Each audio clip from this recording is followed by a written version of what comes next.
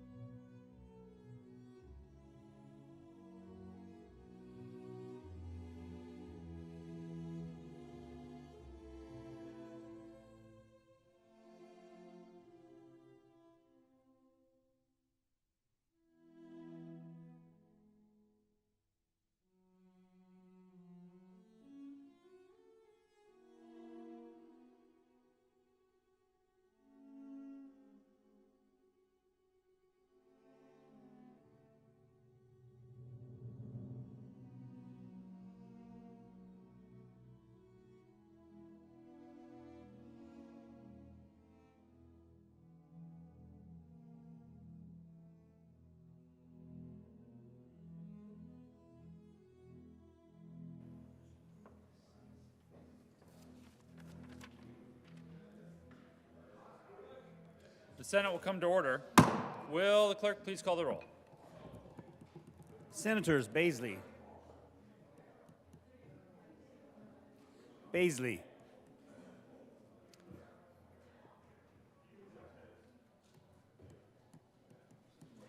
Absent.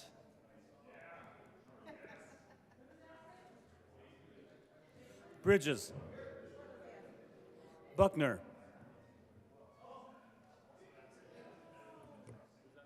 Buckner. Absent.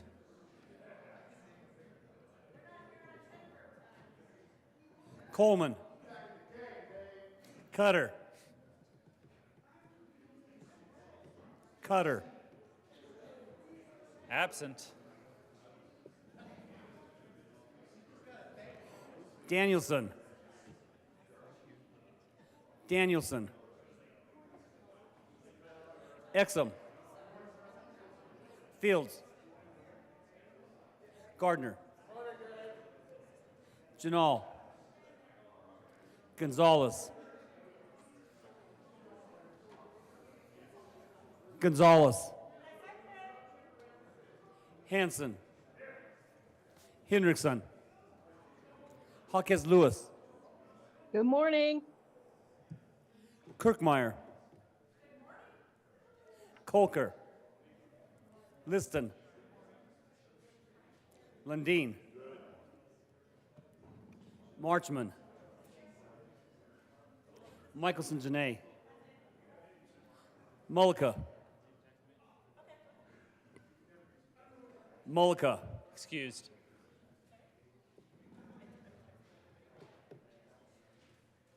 Pelton B. Pelton R. Priola. Rich. Roberts. Rodriguez. Simpson. Smallwood. Sullivan. Sullivan. Van Winkle. Will. Winter. Winter. Excused.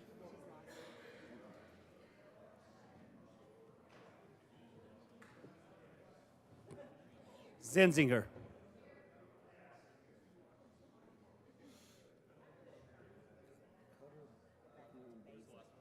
Paisley. He walked in with me. Paisley. Absent. Oh, there you are. Buckner. Present. Mr. President?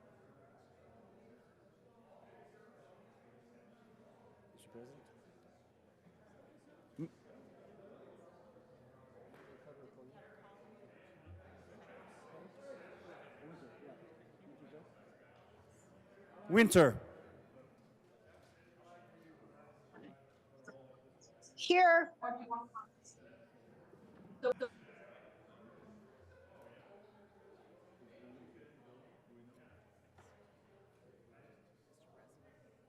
Mr. President. Here.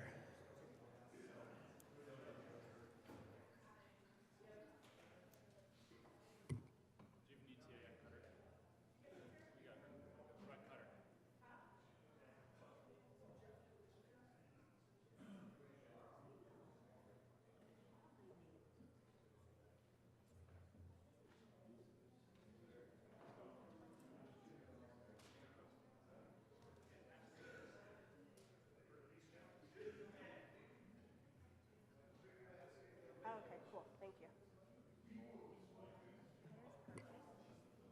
Please mark Senator Cutter as excused. Yeah.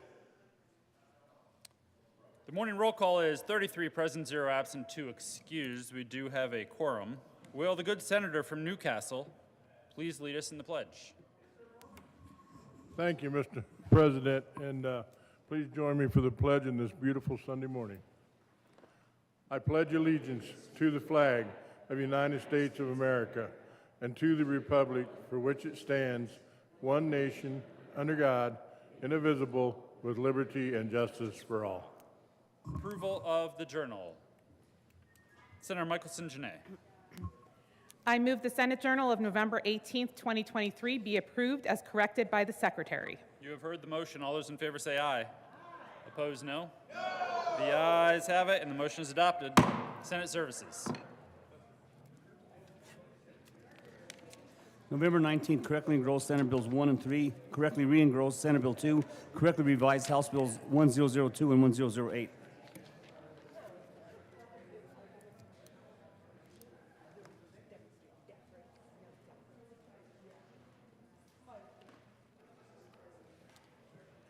Third reading of bills.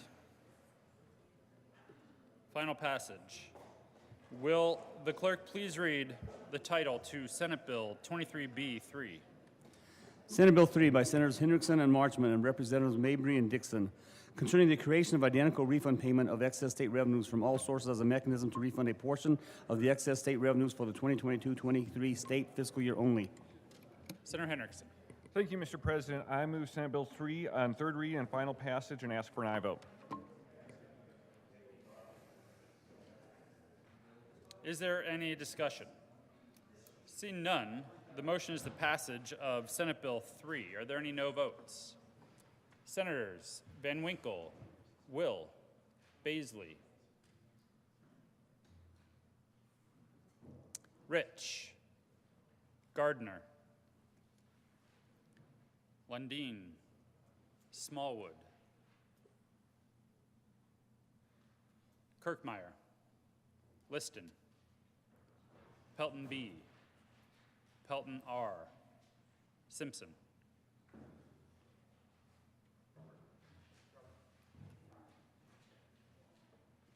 With a vote of 21 ayes, 12 noes, 0 absent to excuse, Senate Bill 3 is passed. Co-sponsors. Senators Gonzalez, Exum, Majority Leader Rodriguez, Kolker, Janal, Bridges, Hanson, Buckner, Jaquez Lewis,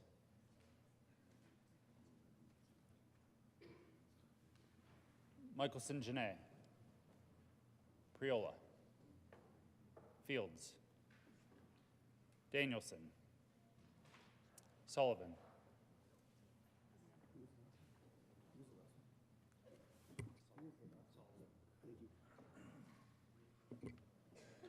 Winter,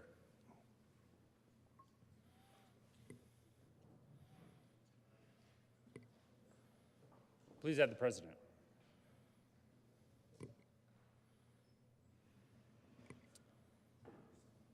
Majority Leader Rodriguez. Thank you, Mr. President. I move Senate Bill 23-001 to the end of the third reading calendar.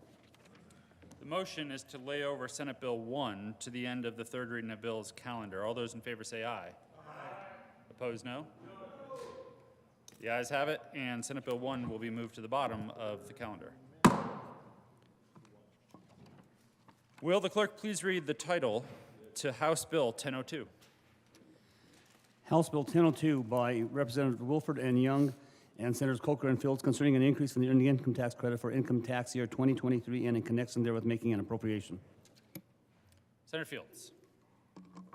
Mr. President, we move House Bill 1002 on third reading and final passage. Is there any discussion? Seeing none, the motion is the passage of House Bill 1002. Are there any no votes? Senators Van Winkle, Will, Baisley, Rich, Gardner, Lundeen, Janal, Smallwood, Kirkmeyer, Liston, Pelton B, Pelton R, Simpson.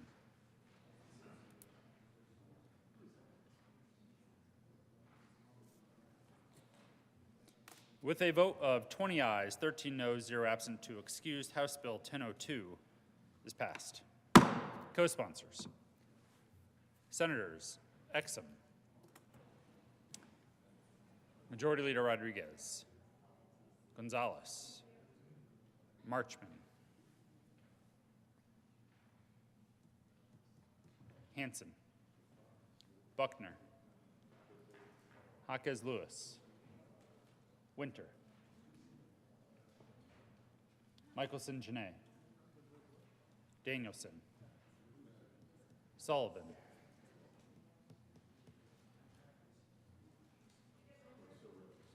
Senator Winter, I got you. She might be frozen. She's now going to vote for literally everything for the rest of the day.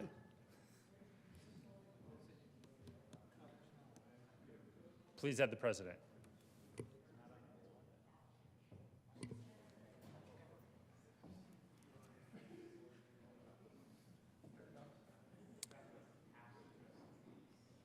Will the clerk please read the title to House Bill 1008?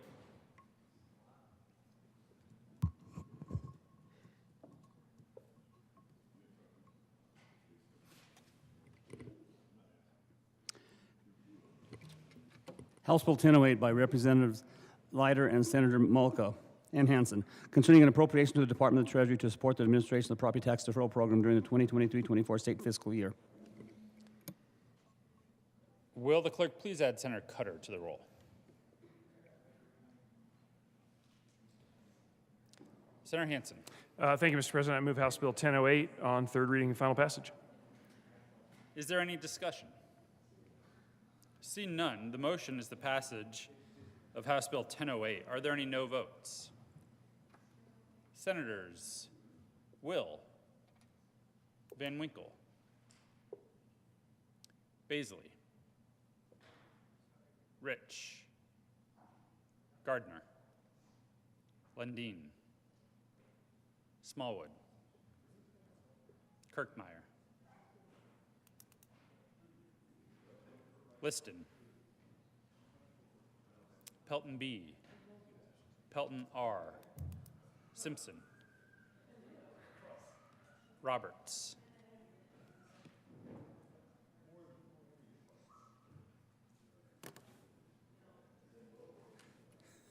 Zenzinger,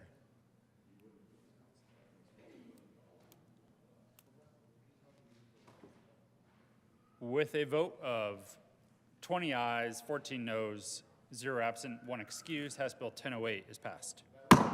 Co-sponsors. Senators Marchman, Fields, Priola, Buckner, Jaquez Lewis, Michelson Janae, Cutter, Exum, Winter,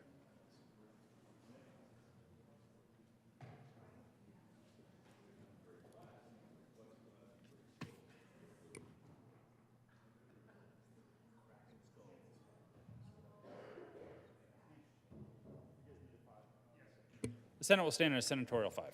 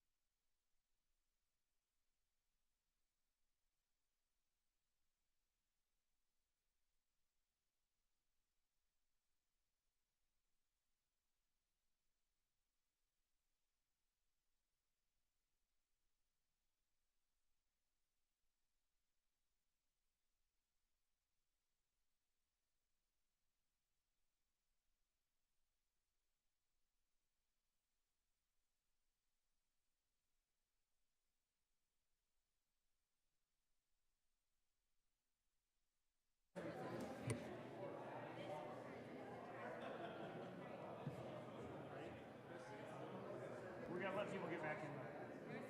We're texting.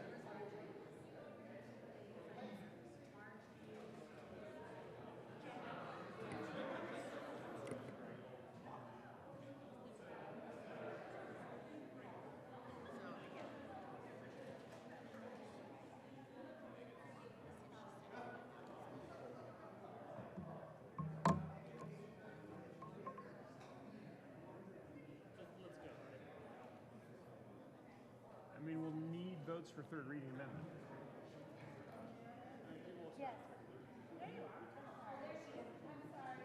They should be good up there. Yeah, I'm okay with it. The Senate will come back to order. Will the clerk please add Senator Mullica to the roll? And there is an amendment. Will the clerk please read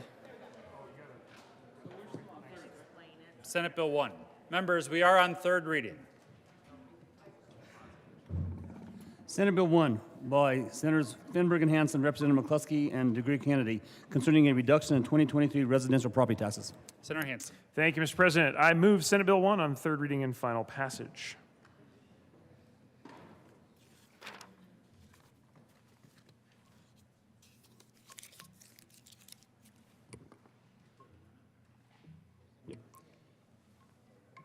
There is an amendment at the desk. Oh, right. Yeah, Senator Hansen, we need you to request permission. Senator Hansen. Thank you, Mr. President. I request permission to offer a third reading amendment. Can you please explain the reason for a third reading amendment? Thank you, Mr. President. I would be very pleased to. We are asking for a third reading amendment to make sure that the changes we implemented yesterday on seconds fit together and are clear in the final version of this bill as it leaves the Senate. There were a couple places where we needed to clarify the language around the local government entity because of one of the amendments we adopted yesterday.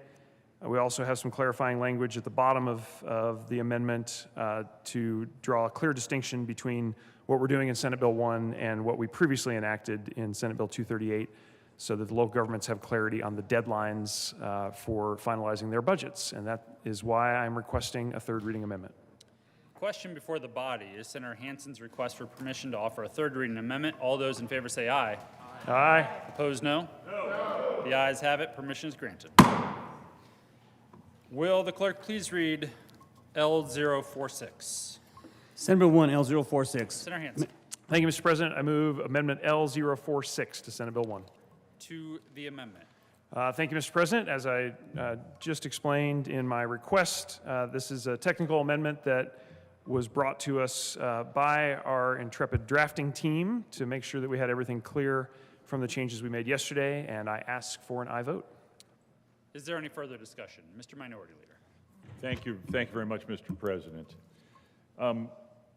Colleagues, as we have discussed through the course of the last couple of days with regard to this, there are multiple levels of the policy conversation around what we're trying to do here in what Senate Bill 1 ostensibly says it will do, and that is get property tax relief to the individuals of Colorado. The Republican alternative would have given more property tax relief to the people and would have been very, very clear in accessing not Tabor money, not the Tabor refunds already due back to the people, but using general fund money, the money that is collected in taxes, sales, and income tax to do the business of the state of Colorado. That's the first level of the policy conversation. Republicans, bigger property tax relief, known sources of buffer, short-term buffer is what I was calling it for the local governments, the fire districts and so forth, so they would know what they were dealing with. The second level of the policy conversation is internal to Senate Bill 1, and we had that discussion yesterday. It relies on, in large part, accessing Tabor money, Tabor refund money, in order to provide what my colleagues would call backfill, what I would call short-term buffer for local government.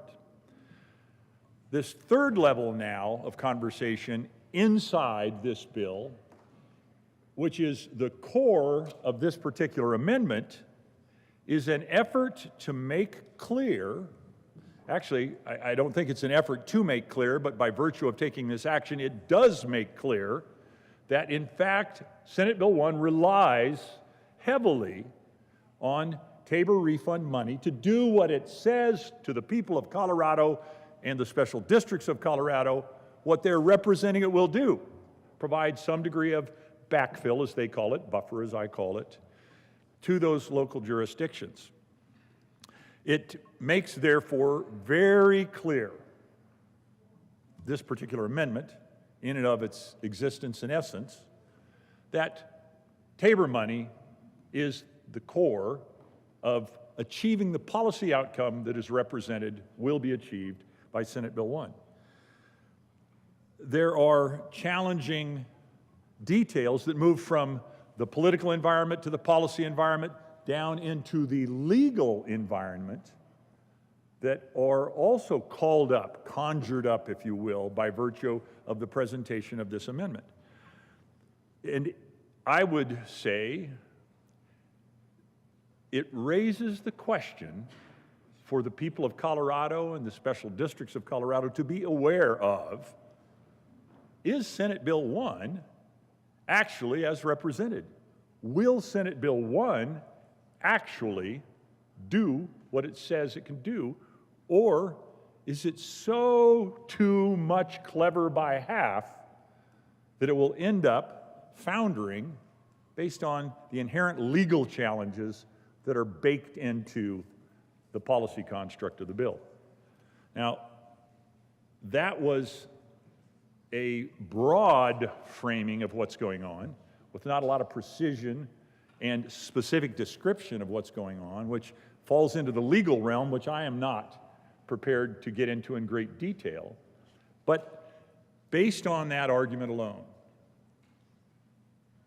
I would say, vote where you will, but my conviction is, let's be square, let's be straight, let's be direct with the people of Colorado. Let's tell them exactly what we are doing and what we are not doing.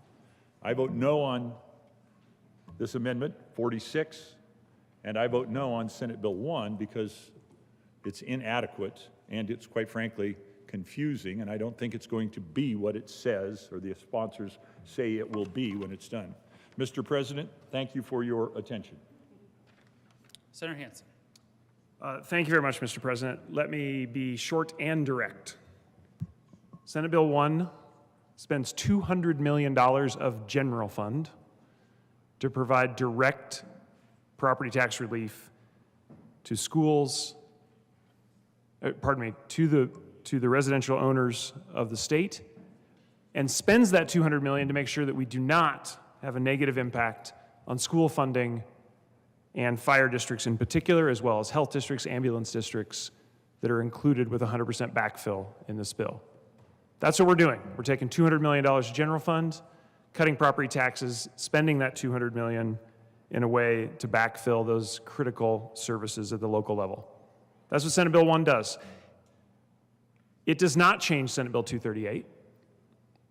That is a discussion certainly we have had, and I'm sure we'll continue to have, and there are certainly threats already being made that lawsuits will be filed. That's fine.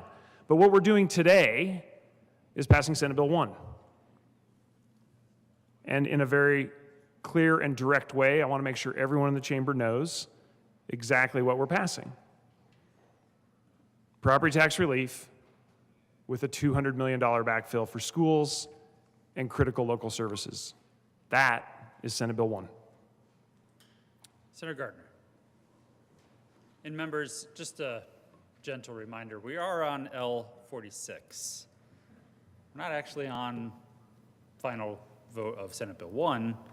We're on L46, which has been described as a non-substantive technical cleanup amendment that was brought to us by the drafter.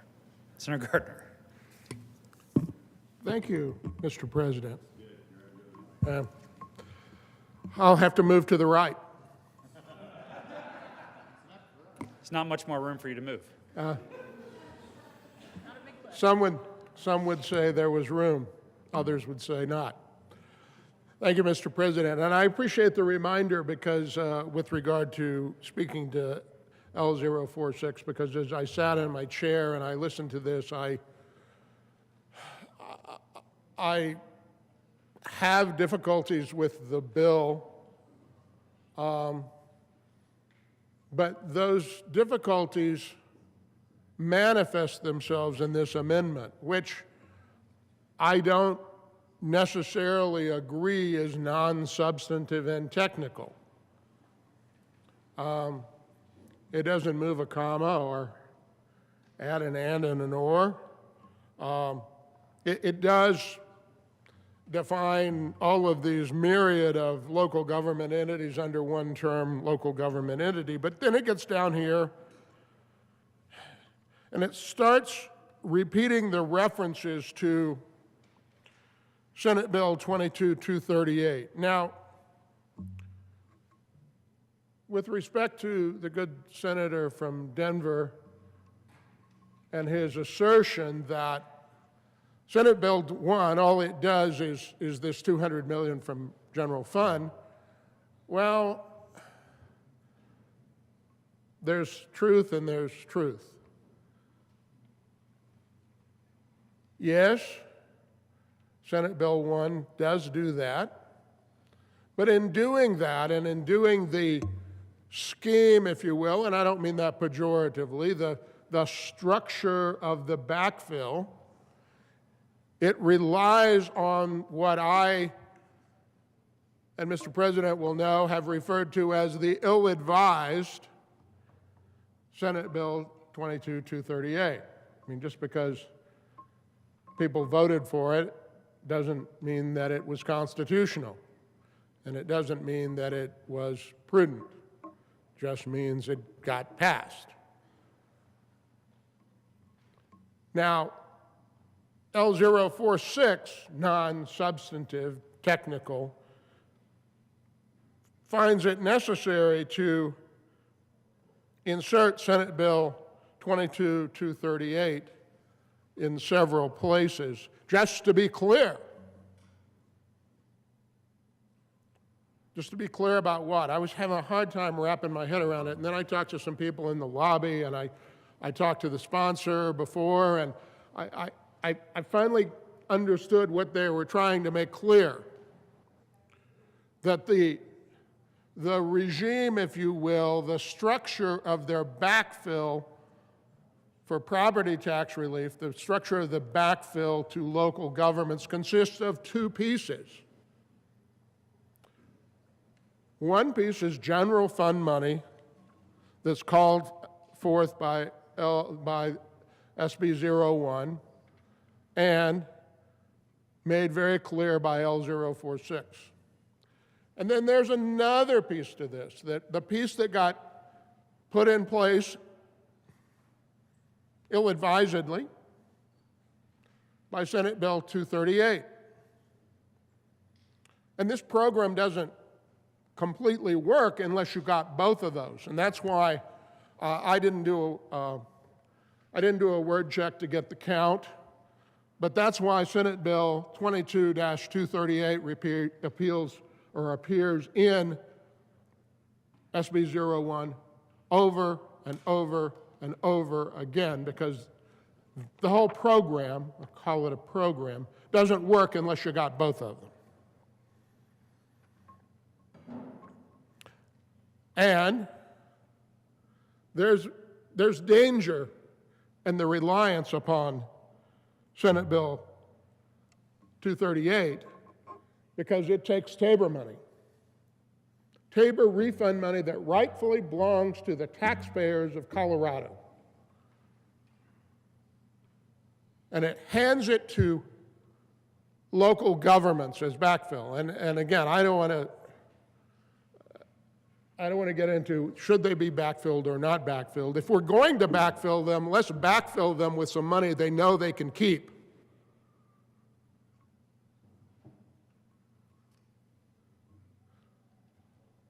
don't hand them money that they won't be able to spend, because as surely as I stand here, as I live and breathe, there will be a lawsuit challenging the structure of Senate Bill 238, which is called out in this amendment. We're talking to L046, Mr. President. And the need for this amendment has its genesis in that. Now, when the bill is discussed, I will take 10 minutes twice. Hopefully, I can get it explained to everyone what the legal risk is, and what, in my view, and again, with respect, I want to be careful about this, what I think is irresponsible about SB 01.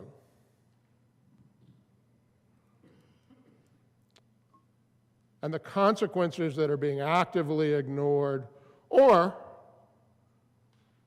purposely encountered at the risk of our local governments, particularly of small special districts, fire districts in particular, because of how reliant they will be upon the funding that comes from Senate Bill 238. I urge a no vote on L046 because it perpetuates through its structure this wrong-headed use of taxpayer money as backfill. I urge a no vote. Senator Kirkmeyer. Thank you, Mr. President. I got it right this morning. First of all, I would say, with regard to this amendment, I appreciate the fact that the sponsors are working to limit the exposure to the state. That is what this is about. It's limiting exposure to the state that we think possibly could happen from a lawsuit. So we're making sure that that is limited. That's a good thing. That part of this is very good. What I also, though, want to make clear is the impact to local government taxing entities, so that you have this for the discussion that you probably will be having with some of your local governments when they see what's going on. And the meat of this, at least from my perspective for local government entities, it started yesterday with the amendment that put in section 5.5 on page 13. And if you remember, that was what we're referring to, I think, as the AG's amendment. Talked about the final judicial decision, blah, blah, blah, and it went on to say that a local government entity that received a reimbursement pursuant to this section shall send to the state treasurer an amount equal to that reimbursement. In other words, send back the money that you thought you were getting, right, if there's a judicial decision.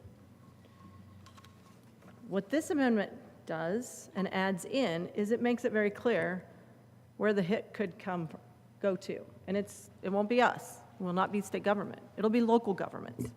So in 238, and we heard this yesterday, I think it was 33-0, a couple of people weren't here, supported 238. It was bipartisan, supported by everybody.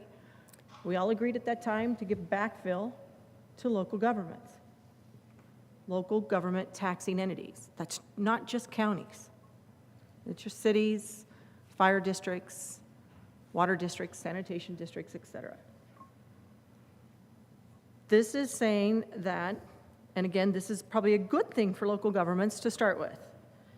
In the amendment portion that are making changes on page 15, it says that it doesn't constitute a change to the local government's adopted budget. That's a good thing, because local governments have to adopt their budgets by December 15th. They're all working on their budgets. You know, even once we get through, I'm sure Senate Bill 1's going to pass. So even once we get through there, they're going to adopt a budget.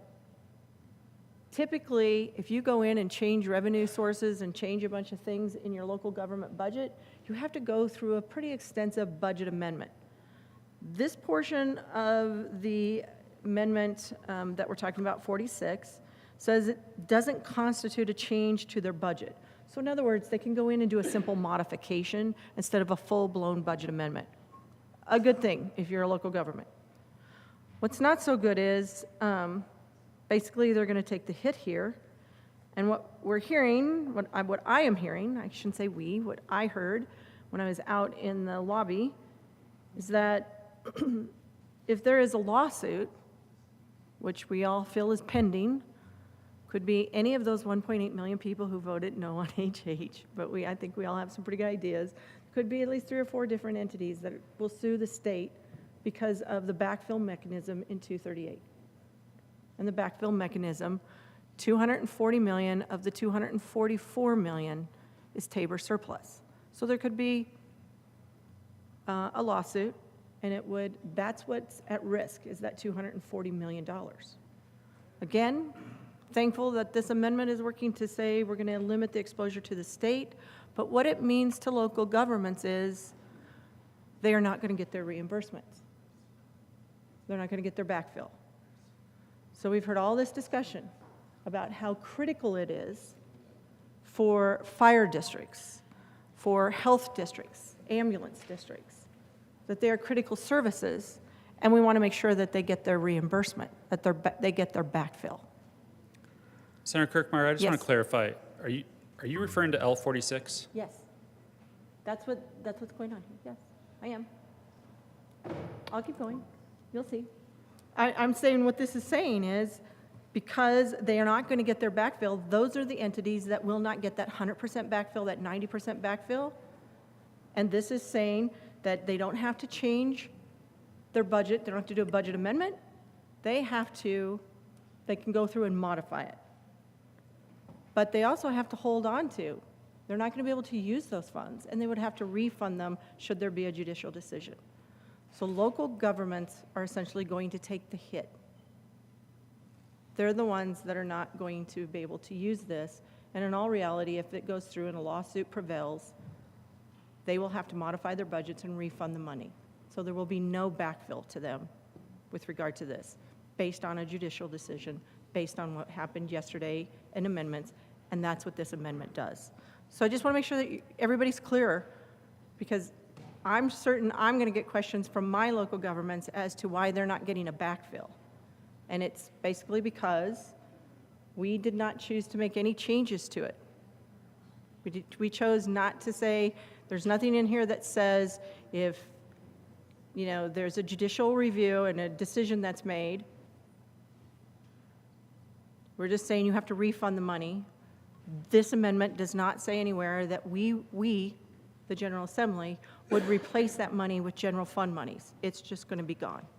That's what's going on in this amendment. Again, just want to make sure we're clear, because we end up with these bills in the last waning hours of sessions, whether it's general session or now a special session, and sometimes we all don't know what's in here until you get away from here, and then all of a sudden everybody starts going after you and asking you, why the heck did you do that? So I want to make sure that you understand that's what's going on. That's all.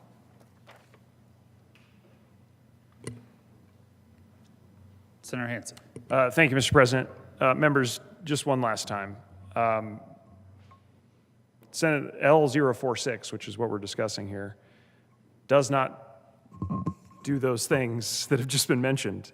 This is just a technical cleanup amendment to make sure it's clear what we did yesterday pertains to the actual changes that were made in those amendments. That is what L46 does. It is not this broader question that has come up in this discussion. L46 came to us from the drafting office to make sure that we had the intent very clear from the amendments that we adopted yesterday. That's all L46 does. See no further discussion. The motion before the body is the passage of L46 to Senate Bill 1. Are there any no votes? Senators Van Winkle, Will, Baisley, Rich, Gardner, Lundin, Smallwood, Kirkmeyer, Liston, Pelton B, Pelton R, Simpson. Zenzinger.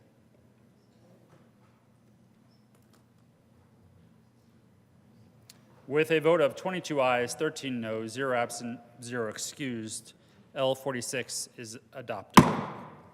To the bill.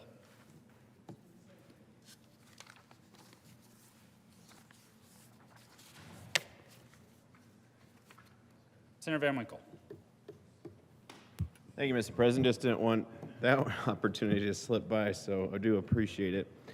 Members, when this special session was called, I, for one, was optimistic. I was glad to see it because the taxpayers of Colorado, the hardworking taxpayers and families of Colorado, do deserve tax relief, and they deserve it right now.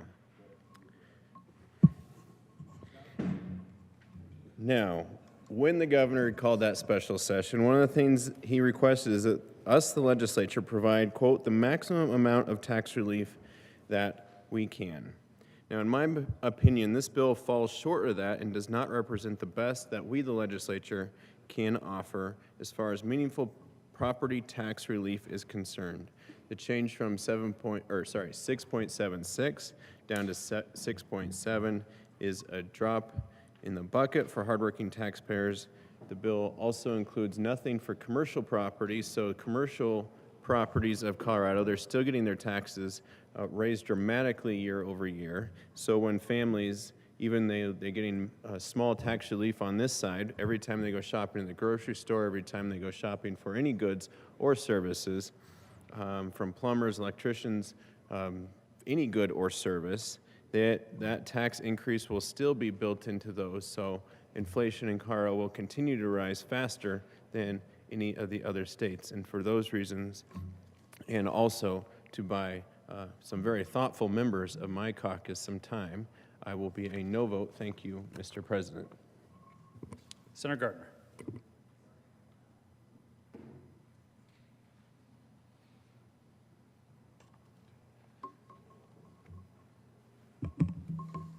Thank you, Mr. President.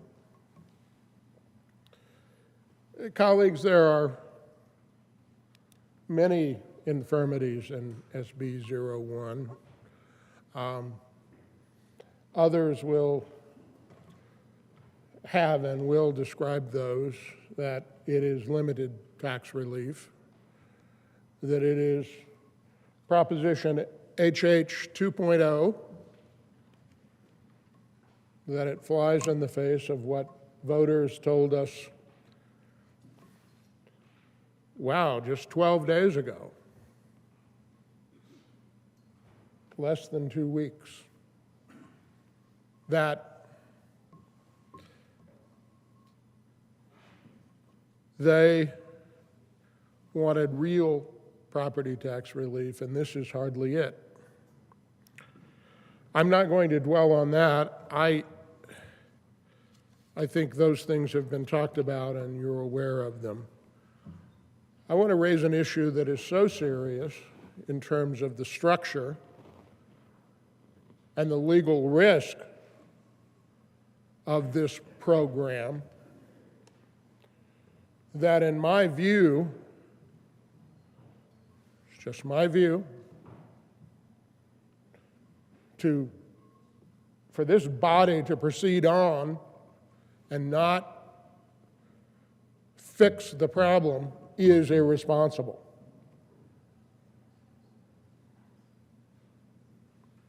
Now, what causes me to say that? Well, let's start with this. Over and over again, people have said, SB 1 doesn't do anything with Tabor money. Well, it's technically right. It's also philosophically wholly incorrect. It simply takes the program of Senate Bill 238 that you heard me say earlier was ill-advised and imprudent. It's not the first time that anybody in this room and everybody in this room may have cast a vote that upon greater reflection and understanding and hearing from constituents, realizes that was not the thing to do. And one of the things that seemed and I believe was a loud and clear message from my constituents, and I think by a margin of 20% on November 7th, was do not use my Tabor refund money to provide me tax relief. Because if you use my tax dollars to give me tax relief, that's no tax relief at all. That's that pocket to that pocket of government.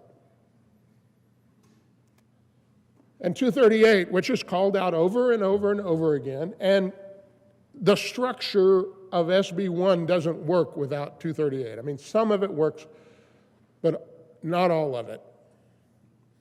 The backfill doesn't complete itself without the money from 238. And we now know that there's a significant constitutional problem and a significant legal risk of that. Now, I know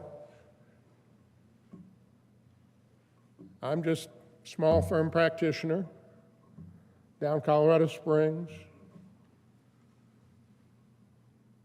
What do I know? You know, when I said something in appropriations about this, you know what you're talking about. When I said something in second reading, no. Except if you take a look at the bill, I've got the engrossed version here. You turn to page 13, go to line 7. I really ask you to do that if you haven't. I'm going to read this to you. And I commend the drafter, by the way. This was amended from the original language, and it's well drafted, and it's clever. I don't mean too clever by half. I mean, it's clever in the sense that it doesn't say when we get sued or if you get sued. It just says, notwithstanding subsection 4A, which is all this structure of backfill, if a lawsuit is filed seeking a final judicial decision that requires the state to refund all or any portion of reimbursements paid pursuant to subsection 4A of this section, the state treasurer shall not issue a warrant pursuant to subsection 4A of this section. The state treasurer shall not issue a warrant. What's a warrant? Well, it's not arresting people. They don't use checks, they use warrants. They pay on a warrant. Shall not issue payment if there's a lawsuit filed. Now, when I read something, any kind of a document, contract or anything else, and I see this language that says, if a lawsuit's filed, I go, now what's the potential for a lawsuit? Why would anybody need to put that in a document? Well, they put it in contracts a lot because people who have contracts with each other, sometimes they sue each other. We don't tend to put it in litigation or in legislation, particularly special legislation like this. But someone, the drafters, the sponsors, thought we better put in something that says if a lawsuit's filed and the lawsuit requires the state to refund all or a portion of reimbursements, then the treasurer shouldn't issue a check to the local governments. Now, what money are we talking about? What's the potential here? The general fund money? Well, you know, we appropriate from the general fund, and we appropriate for all kinds of reasons, and we appropriate money to local governments.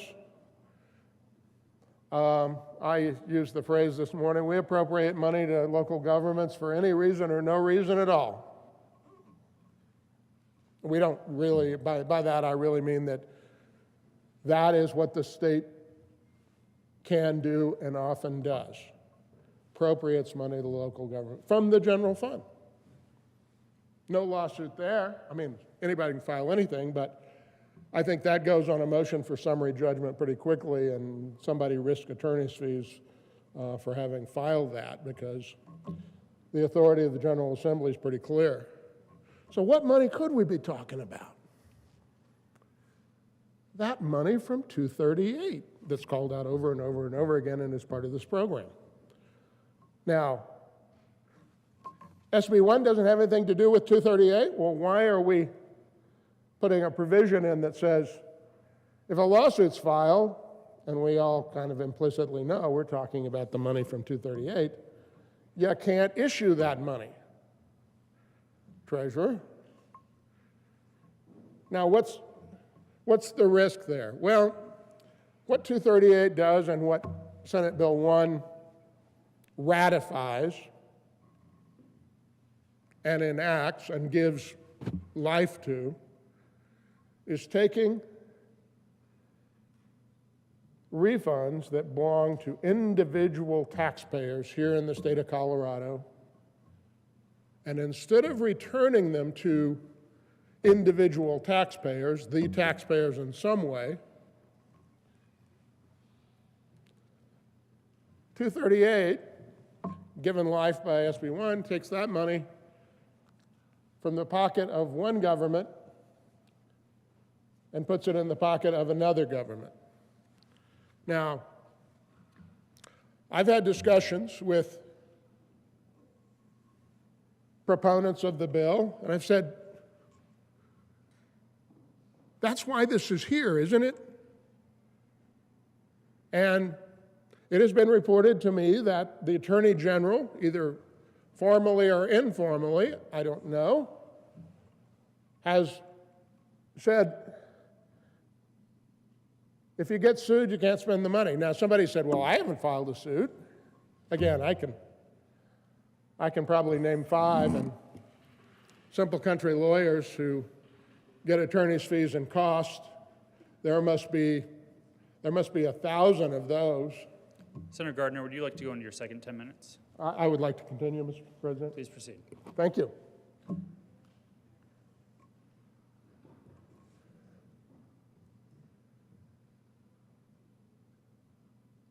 So, the litigation risk here is high. Maybe not certain, because lots of things, nothing in life is certain. Oh, except death and taxes, right? Nothing else in life is certain, but the level of certainty and the risk of this litigation is pretty high, because if I can, off the top of my head, spin out the theory and explain it by taking $1 out of one pocket and putting it in another, or if I can go to the Colorado Constitution, to Tabor and say, well, is it okay to return Tabor money by giving it to local governments? Well, you know, the second sentence of Tabor says, the preferred, meaning this Tabor, preferred interpretation shall reasonably restrain most the growth of government.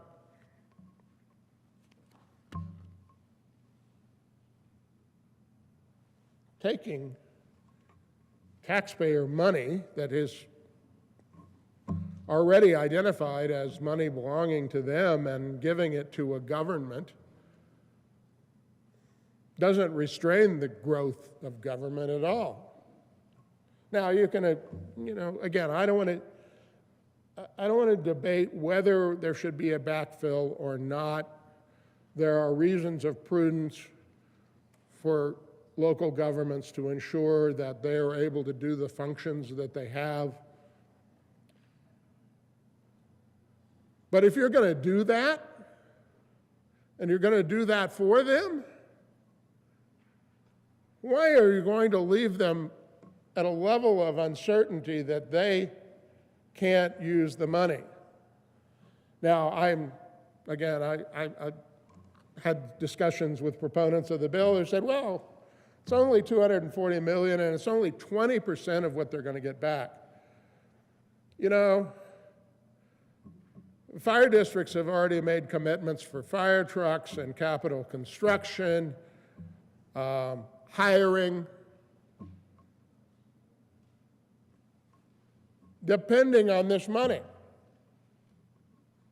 And now we know there's a problem. Whatever we did when we voted on 238, it's become clear that there's a problem.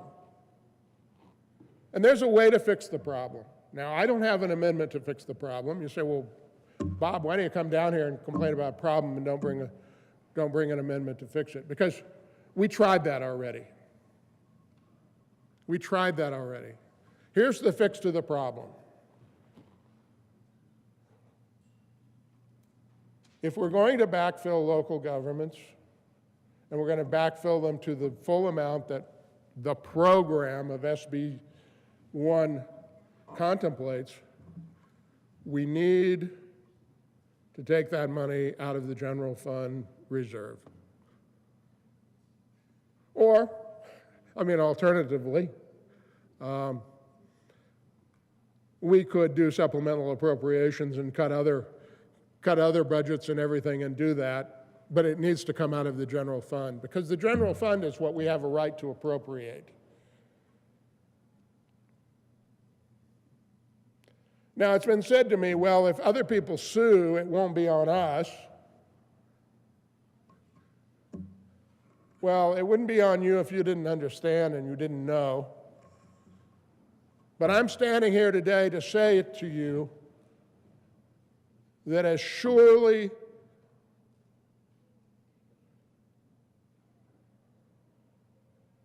as this money is being taken from the pockets of taxpayers, it will be challenged and that money will be held up. Now, I don't know much as a simple country lawyer, but when people come to me and they say, I've got 2 courses of action, Bob, one of them is going to get me sued. I don't much care for the second course, but the first one's going to get me sued almost surely. If I do the second one, I may have to dig over into another fund or another account, but I can avoid that risk and I can fulfill my responsibility. What do you think I ought to do? Well, I didn't even need to go to law school to know the answer to that. Don't buy a lawsuit. And don't buy a lawsuit for someone else who is your associate, family member, local governments. Don't expose them. Members, this can be fixed.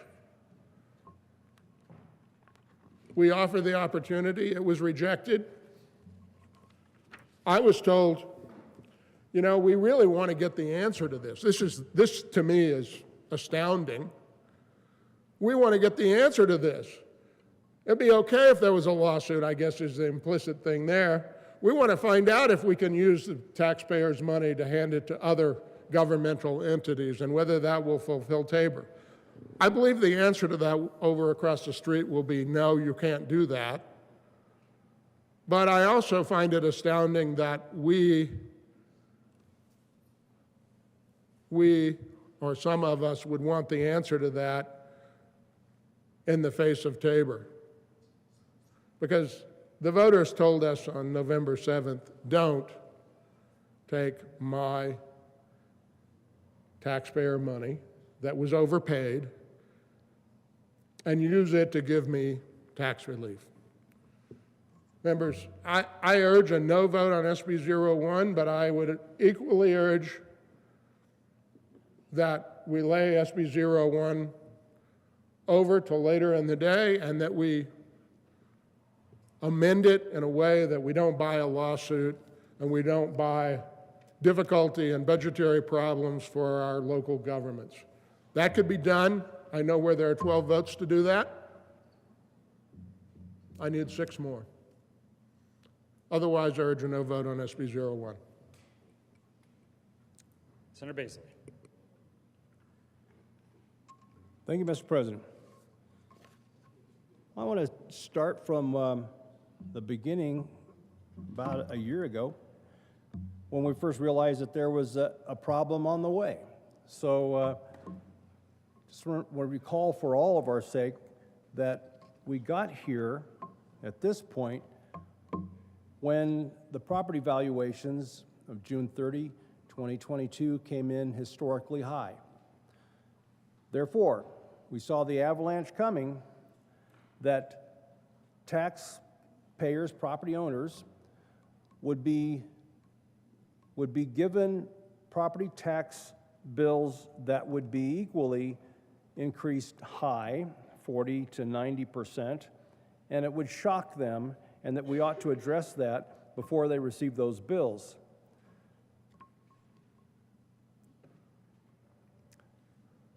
There was a bill introduced that earlier in this session I'll get to in a minute, but what was addressed way back in May of this year as a solution was the 47-page monstrosity that generated Proposition HH.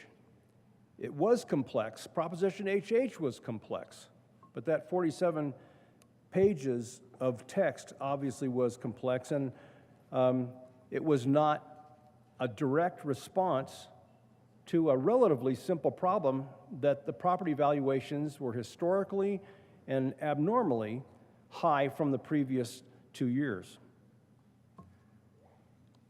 So, of course, the voters decided against Proposition HH because it threatened their taxpayer Bill of Rights refunds. I was, as my colleague from Highlands Ranch, I was also enthused that the governor called us in for this special session because I was looking forward to coming back out of here to be able to tell our constituents, yes, we have addressed this issue, and here's what it is. So that same good senator from Highlands Ranch offered a 3-page bill that very directly addressed the problem that has created this issue in the first place. A bill for an act. It was Senate Bill 23B006, and the quick title is Concerning a Limit on Percentage by Which the Actual Value of Most Classes of Real Property May Increase for the 2023 Property Tax Year. Unfortunately, that very direct response to the very simple problem that we're facing was rejected in committee, never made it to the floor for our conversation. Instead of that 3-page solution, and in replacement of the 47-page solution back in May, we now have a 23-page solution that has equal complexity and it gives us a shaky foundation that could be subject to a probable lawsuit. So I'm disappointed in this Senate Bill B001. I'm going to be a no vote on it because it just does not take the right approach to solving the solution with a equally responsive recommendation and solution. It doesn't do it. It falls short, and it adds all kinds of complexity and takes advantage of Tabor, which was rejected. That notion was rejected by the voters of state of Colorado.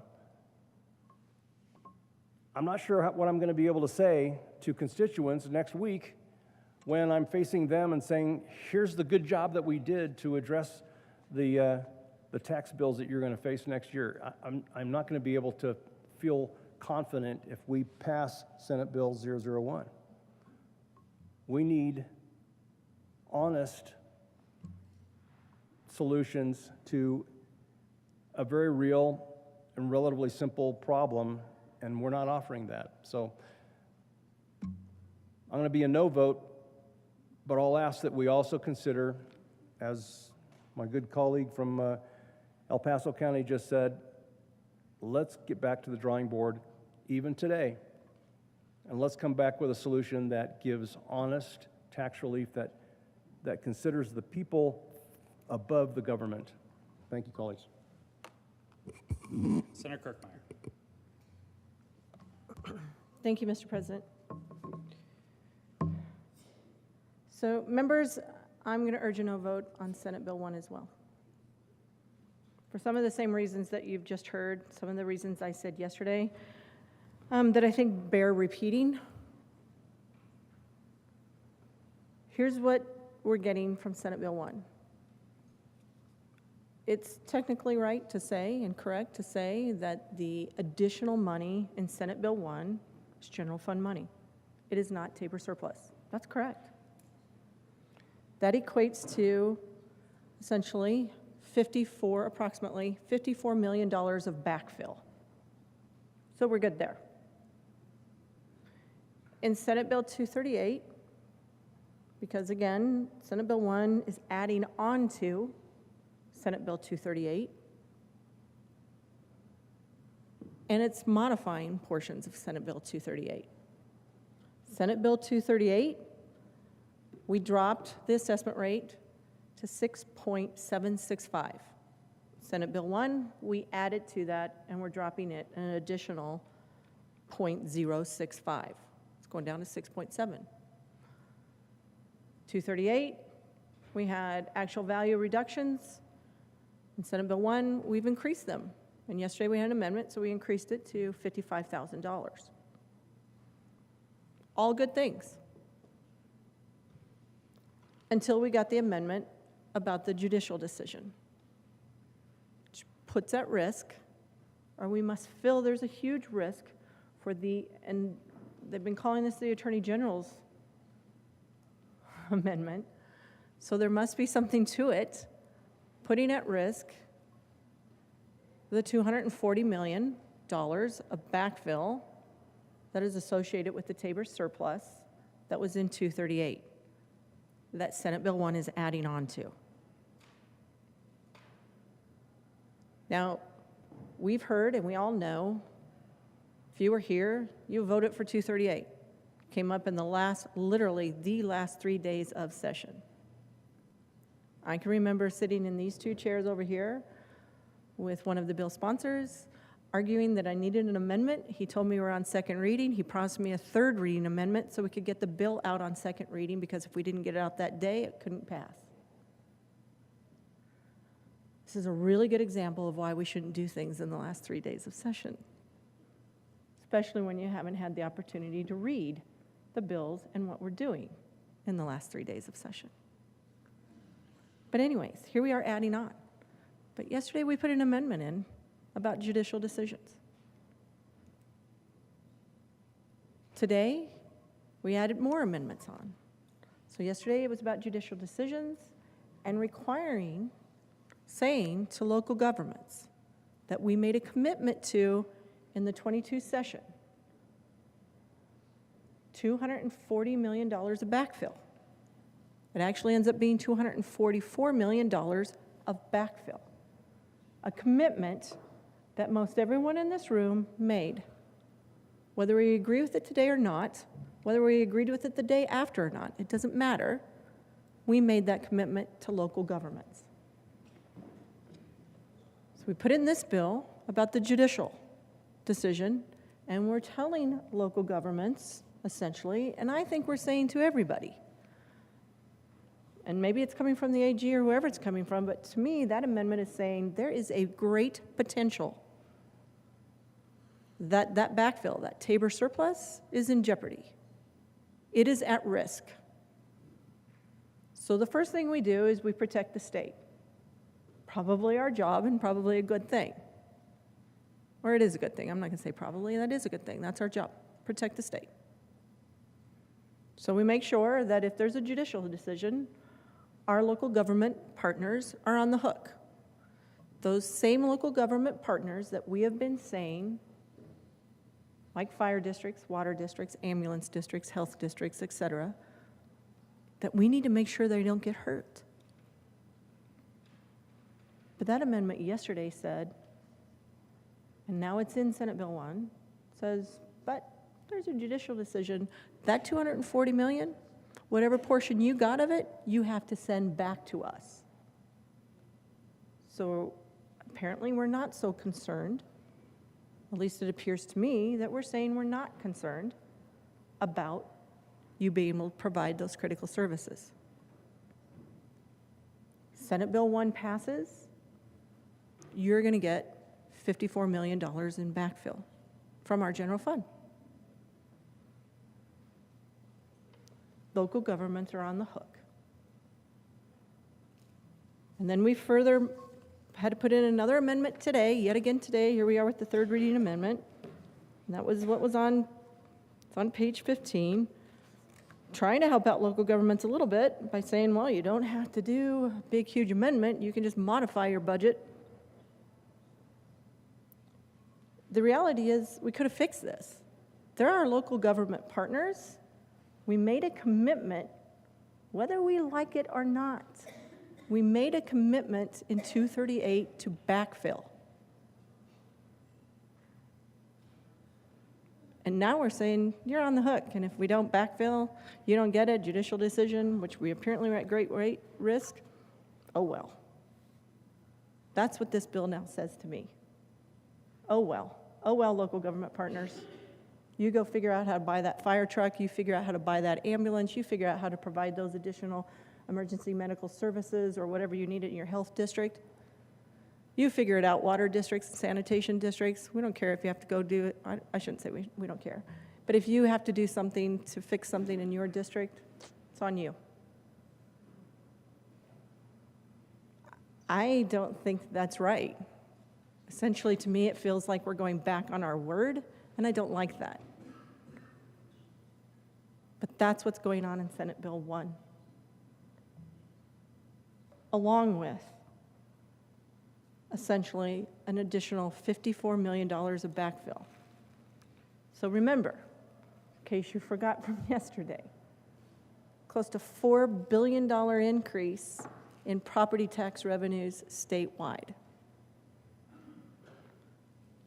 We are doing an additional 0.065 drop in assessment rate and an additional $55,000 drop in actual value. People's property taxes are still going to go through the roof, literally through the roof. They are still going to have dramatic increases in their property taxes.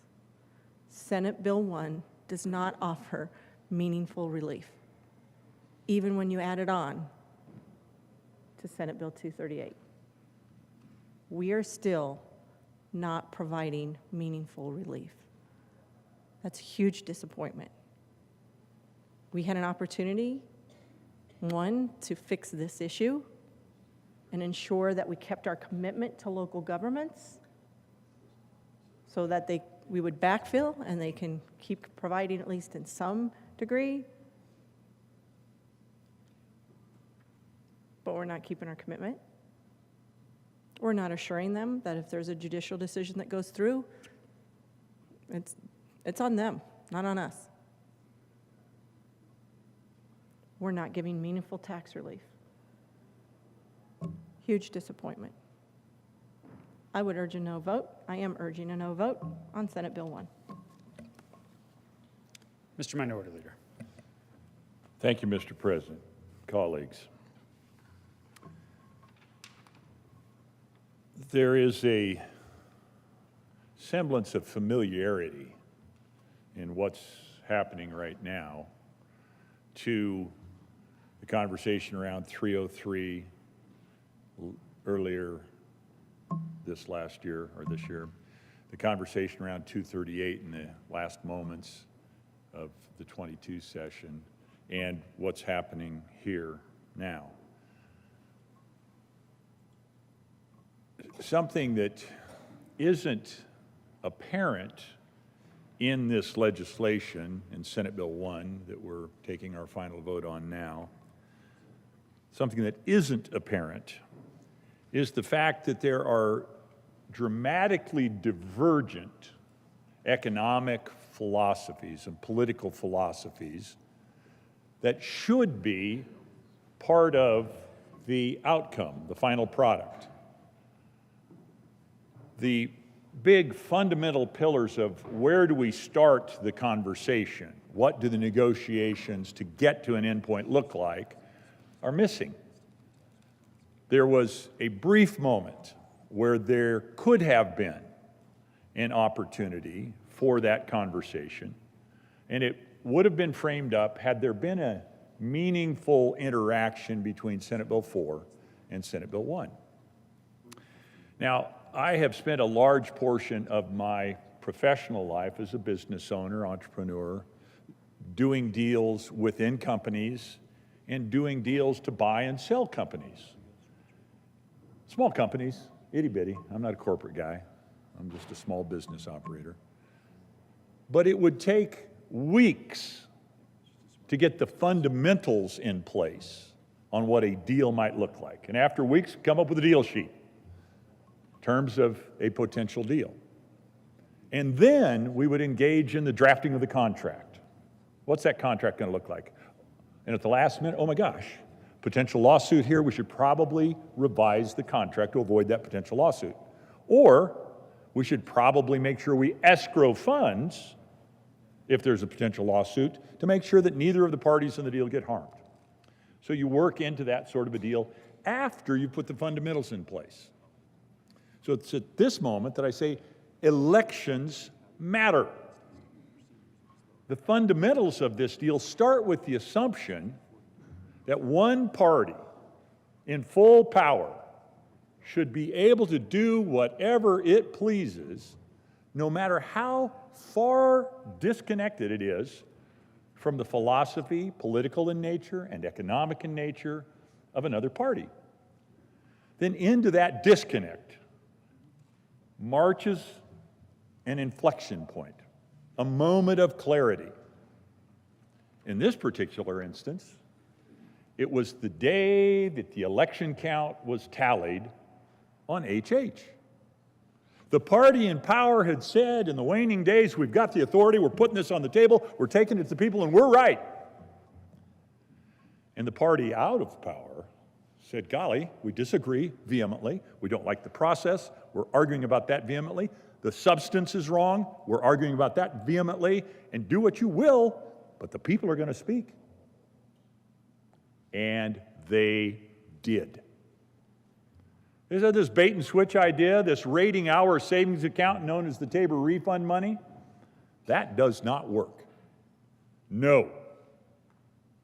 And implicit in that was go back and figure it out. And implicit in that is you probably better start with a conversation around the fundamentals, not just inside baseball on what one perspective is, which is kind of what's happened. Had we started in a meaningful conversation, as we potentially could have, instead of sending Senate Bill 4 off to oblivion instantaneously, the conversation would have been about $50,000 in reduced amount on the assessed, not the assessed value, but the market value of a home offered in Senate Bill 1, and $80,000 reduced offered in Senate Bill 4. A rate reduction instead of 6.7 is offered in Senate Bill 1 now, and I'll get to the reason not to vote for 1. I'm simply talking about the broad framing of why we should have a better conversation about these things. 6.7, the alternative offer was 6.5. I was a fan of Gallagher, frankly. Voted against every effort to unhinge and undo Gallagher. Campaigned against unhinging and undoing Gallagher. Said at the time people are going to be priced and taxed down to their homes. Gallagher would have homeowners paying 4.9. I feel guilty. Mea culpa. My caucus comes in and offers a 6.5 rate when Gallagher would have had us at 4.9. Wow. I feel bad about even making that offer. But it's a whole lot better than 6.7. Commercial property tax relief doesn't even get on the table. Non-starter, says the party in power. To actually use not the savings account of the people, but the money the state has accumulated into reserves, massive reserves, historical reserves. That conversation is not allowed to be had, even though there were voices, large voices on the other side of the aisle that said, yeah, I'm open to that. So let me get down to my arguments. Again, fairly big, fairly high level. You've heard in detail the internals of why Senate Bill 1 is a problem. My objection, in addition to those detailed policy objections, is this feels frighteningly like bait and switch 2.0. Yesterday, as we were hammering out the details of the contract, not the fundamentals of the contract, those were assumed by the party in power. Hammering out the details, we got an amendment, now being commonly called the Attorney General's Amendment, that said, oh, the construct of this particular bill that provides a teeny tiny bit of relief, property tax relief to the people, and provides a buffer called a backfill.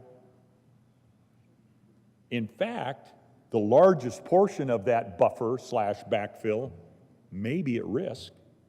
It may not actually be available when it's needed. We need to call that out, and we amended it in.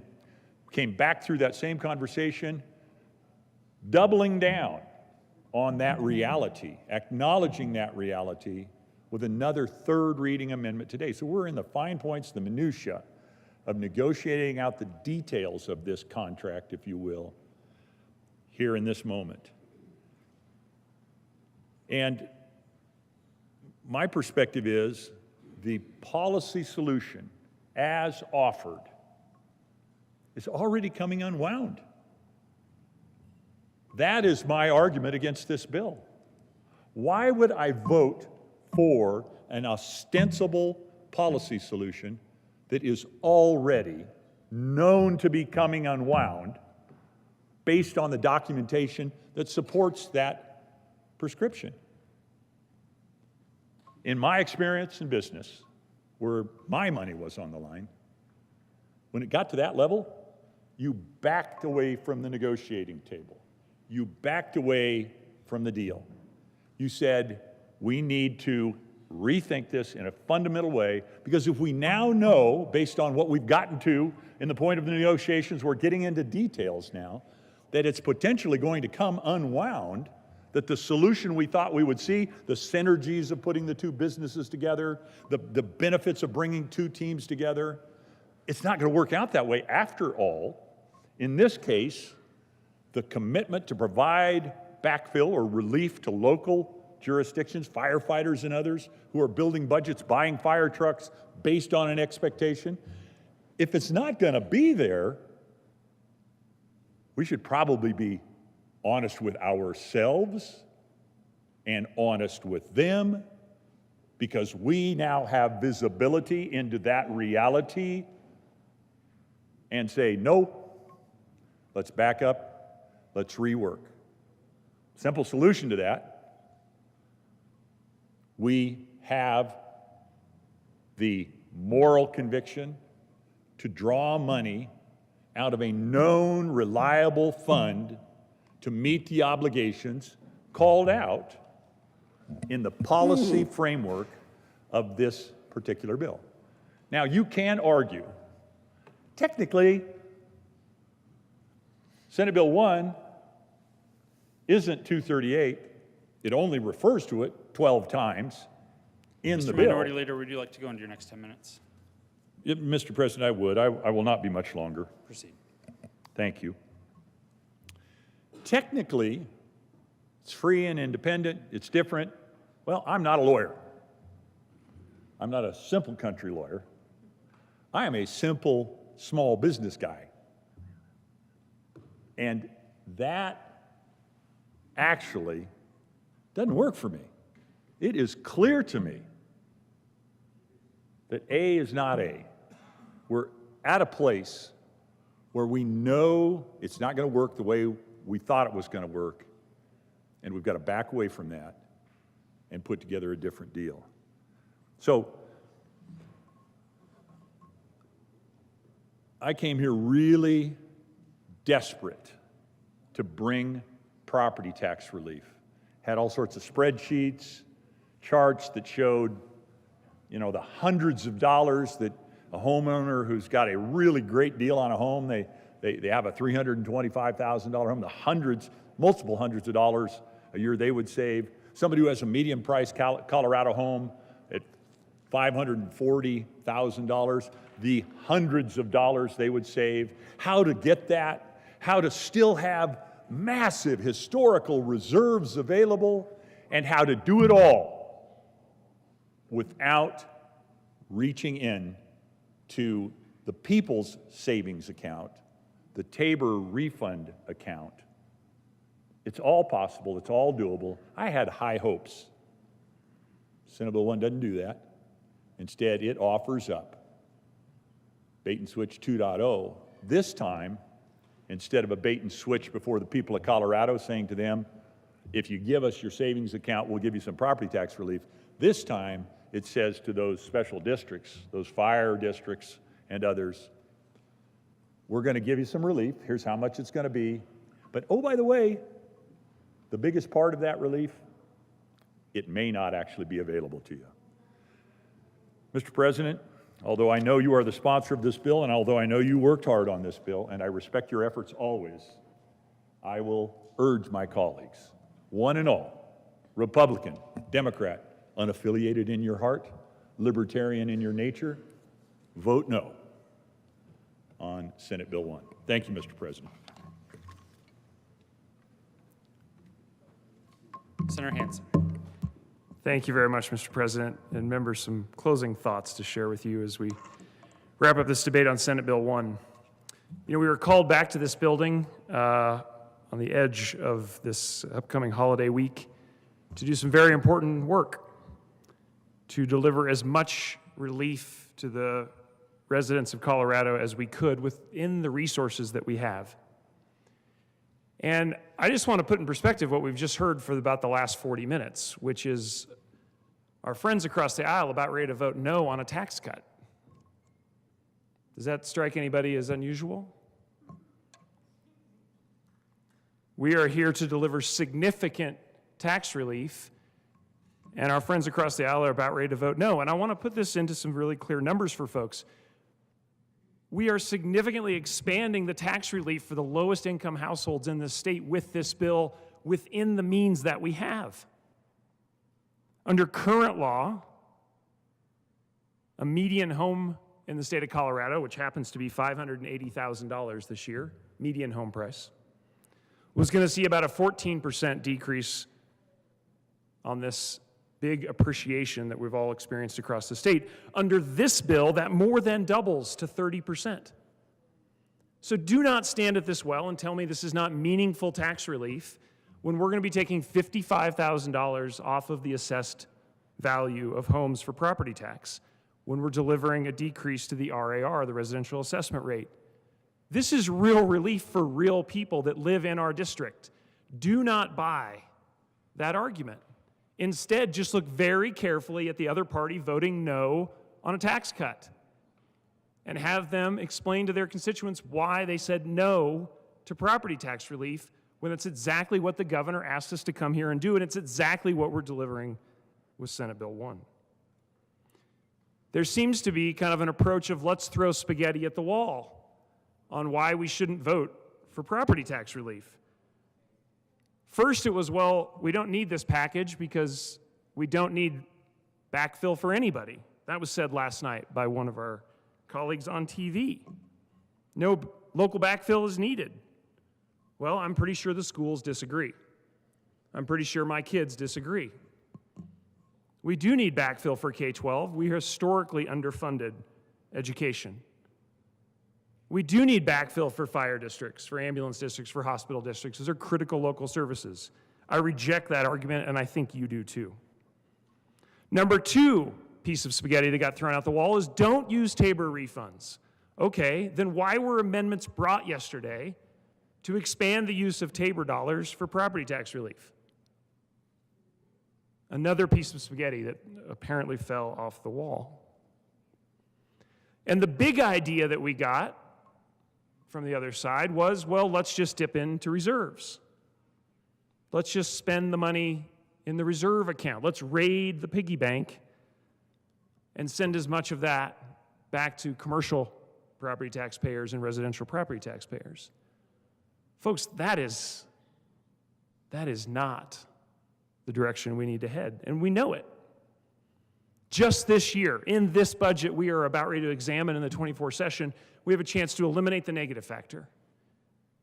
And everybody knows that if you raid the reserve fund, you are very likely to put yourself right back in that position in the event of a downturn. How do we know this? Because it's exactly why we have a negative factor in the first place. Because the last recession took us down 15% in state revenue.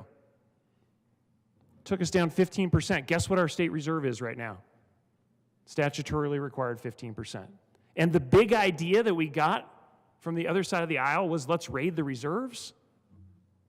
No way.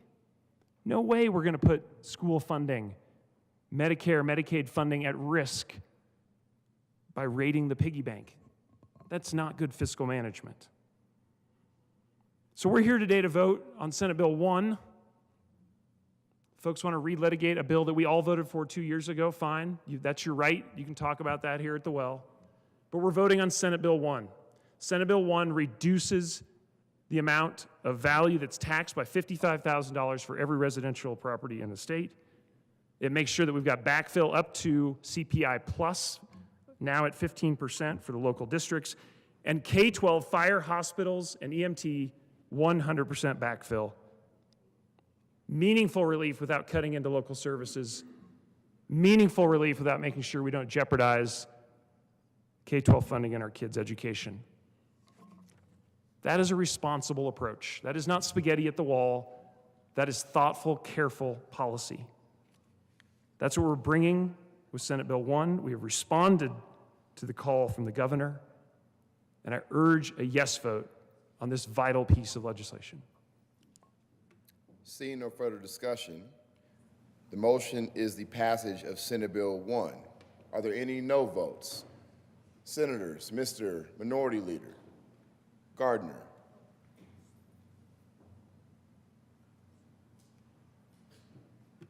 Rich, Baisley, Will, Van Winkle, Simpson, Pelton, R, Pelton, B,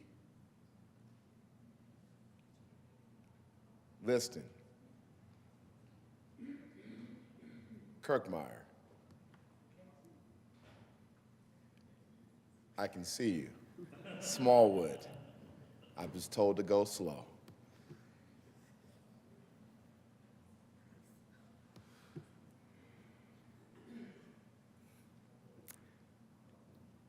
With a vote of 23 ayes, 12 noes, 0 absent, and 0 excused, Senate Bill 1 is passed.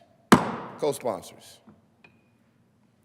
Senators Buckner, Priola, Fields, Exum, Colker, Marchman, Sullivan, Mr. Majority Leader, Cutter, Bridges, Michelson Janae, Jaquez Lewis,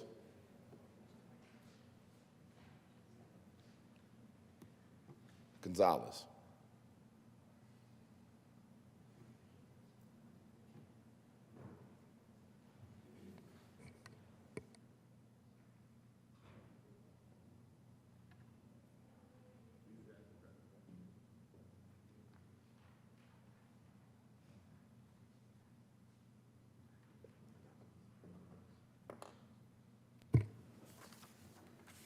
Message from the House.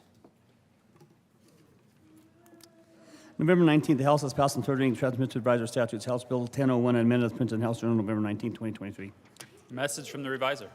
November 19th, we herewith transmit without comment as amended House Bill 1001. Introduction of bills.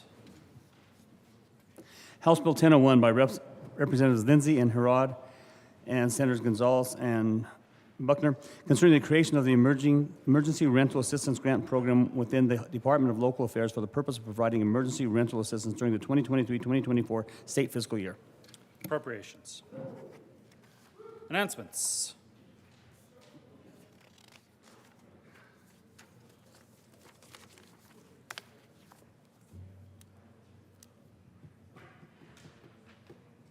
Senator Bridges. Thank you, Mr. President. The Appropriations Committee will meet 15 minutes upon adjournment of this body in SCR 357.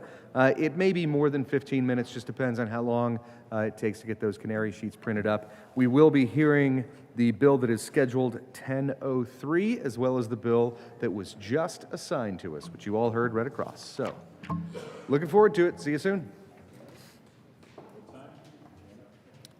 Senator Exum.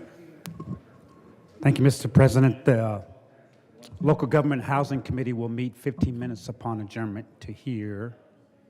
No? Oh, it is. Senator Exum, Never mind. your committee is more than welcome to meet.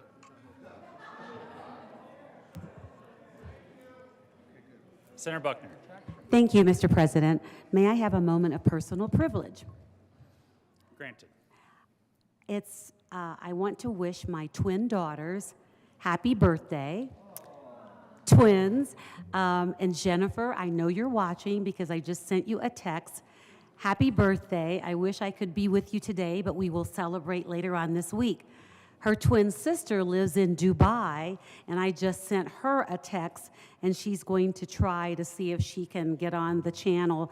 But happy birthday, Jennifer and Joy. I love you. I hope you didn't wake her up in Dubai. I don't know what time it is there, but. Yeah, it's late. Further announcements. Mr. Majority Leader. Thank you, Mr. President. Colleagues, you probably know the drill from the last couple of days. We will be breaking up to appropriations and then coming back to the floor for special orders. Just want to do an update. Because the Senate will be meeting on Monday, the accounting department will be bringing up another green sheet for mileage and per diem to account for the remainder of the special session. Accounting will deduct any days we do not meet from the sheet. And on that note, Mr. President, I move the Senate recess until 1:30 today.